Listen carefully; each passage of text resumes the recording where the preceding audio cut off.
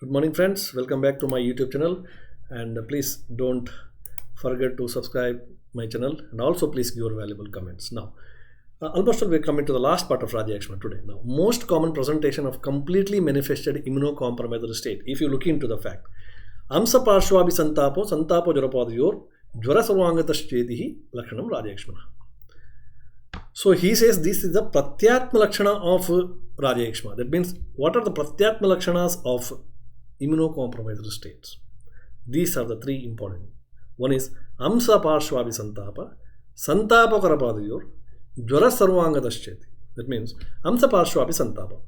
A person with immunocompromised state will have the emaciated body with general weakness, lethargic and psychological depression, with hopelessness. That means he don't know what to do. There is no way out. So body metabolism, cellular metabolism is completely out of order, and there is no production of the aharasa and any of the body tissues. Now what happens? One word is mentioned in the Samprapti, Shrotasam Sannirodascha Dhatu Ushmana Apachayat. There is temperature disturbance. Body heat is not produced. That means metabolism is disturbed. Okay, so energy distribution, production and distribution is completely hampered due to the failure of cellular metabolism. Okay, now irregular distribution of the heat. So when catabolism is more, anabolism is less, catabolism is more. Now what happens? There is production of more and more heat. That means catabolism, because anyway the metabolism is taking place, but it's catabolism. Heat is produced, but it is not a normal heat production, it's an abnormal heat production. So this irregular distribution of the heat which is produced because of the catabolic state, with the failure of temperature regulatory center of the brain, has been depicted with the above symptoms when they say Amsa Parshva Abhisantapa. This irregular heat distribution in the body because of increased catabolism, where the patient feels abnormal type of thermal sensations in the body, like behind the shoulder, behind the skanda, etc. Further, temperature distribution is a function of the blood or rakta, isn't it? In the body, actually the distribution of the heat is always related to the movement of the blood. If the blood flow is there, temperature is maintained. If the blood flow is not there, temperature will not be there. In the cold season, we know that. Because of the cold weather, sometimes there will be constriction of the blood vessels in the peripheral most part of the body, and as a result we feel very cold and numbness of our limbs. We know that. So further, temperature distribution is the function of a blood or the rakta. So but there is rakta adinancha sankshayat. In Rajayakshma, what is happening?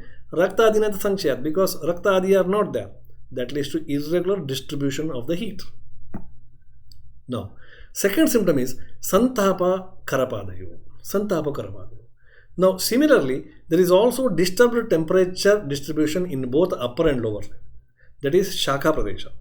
This symptom points towards the fact that profound vitamin deficiencies, degeneration of the nerve cells, peripheral neuropathy-like symptoms, burning food syndrome-like conditions with the irregular glycolytic pathway and ATP production. That means now there is no energy production, there is no glucose available, there is no ATP, etc. Because nerve cells, they always want the glucose for their functioning. Okay, so if the glucose is not able, they undergo degeneration. This type of degeneration may lead to some abnormal tingling sensation or heat-like production, or when the nerves are, peripheral nerves are get affected, what we say peripheral neuropathy, etc. So such symptoms may indicate the Santapo Karapadayo. But important is last one, Jwara. Generalized hyperthermia. Okay, in this case Jwara is referring either the fever due to recurrent infection, or due to immunocompromised immune system, or again failure of cellular metabolism. Totally, in the last you can see the heat distribution. In the Pratyatma Lakshana, he has given more importance for irregular heat distribution. Santapa Karapadayo, there is also Tapa. Okay, Jwara, there is also Santapa. Okay, Santapa Amsha Parshvayo. So that means he is again pointing towards the same thing. The total metabolism is disturbed. Therefore, heat distribution itself is disturbed. So when we observe the certain Pura Rupa of Rajayakshma now, in relation to the immune compromised state, certain of the Pura Rupas suggest deteriorating condition of the body and also deterioration of the body psychology. Okay, dosha darshana, and different bad dreams which may be due to the existing ojokshaya. Ojah kshiyate. So we know that shloka. Okay, durbhiksha, durmano, etc. So now, because ojas is very important. The Rajayakshma beginning also, it's very clearly Charaka says that ojam sattvamata apichaha. Okay, if the ojas is there, then sattva also increases. So if the ojas is less, definitely the manoha dushti also takes place. So certain pururupas also suggest slowly developing nutritional problems due to recurrent infections like daurbalya. Now, if you look into pururupas, now we would have been considered pururupas in the beginning. In the last we are seeing. See, some of the pururupas which is mentioned by Charaka, so it suggests some of the nutritional problems. For example, daurbalya, mamsakshaya, shushkasyata, kshina, etc. Maybe some of the nutritional deficiencies going on. And some of the pururupas clearly suggest the involvement of the psychological system. Bad dreams will be there, dosha darshana will be there. Okay, patient is having nirutsaha, arati, etc. Some of the pururupas suggest completely bedridden status of the patient. That means death-like condition. For example, he is unable to drive the insects, not able to drive the insect because one is he don't have the sensory sensations at all, or otherwise he is so disabled that he is not able to drive with them, then which are sitting on the body and also causing the bad smell. This bad smell, again the bad smell, the presence of the bad smell or outbursting of the bad cell, that is also suggestive of the metabolic problems. Okay, when the metabolic toxic waste get collected in the body, they are not excreted. Okay, that gives a peculiar smell. In Graha Rogas also you can get different types of smell. Okay, usually in metabolic problems you will have see glucose. This diabetes is also one of the metabolic problem. So we know that acetone smell is coming out.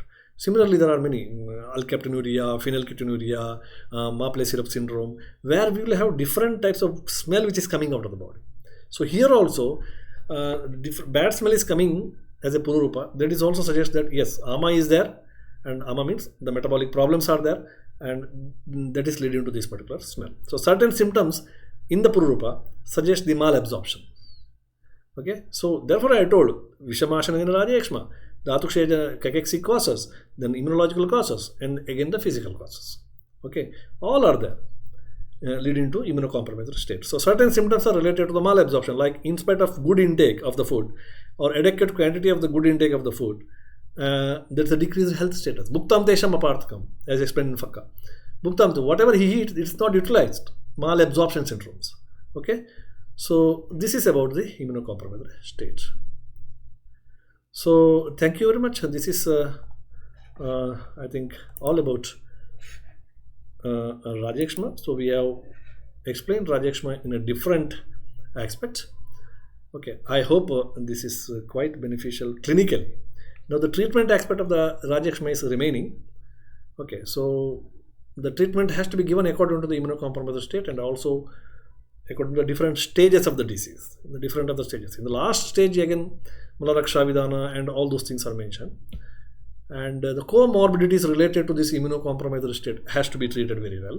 Therefore, in the treatment there is also the treatment of Pratishaya, there is the treatment of Kasa, treatment of Atisara, everything is explained. So with this, I hope this particular approach will going to help you in understanding the disease Rajayakshma at clinical level, OPD, when you are writing. When you are sitting in the OPD, at least you are able to identify the clinical condition of Rajayakshma as for the present scenario. Okay, and then you can manage the disease according to Ayurveda. Thank you very much, and please don't forget to subscribe my channel and also please give your valuable comments. Thank you very much.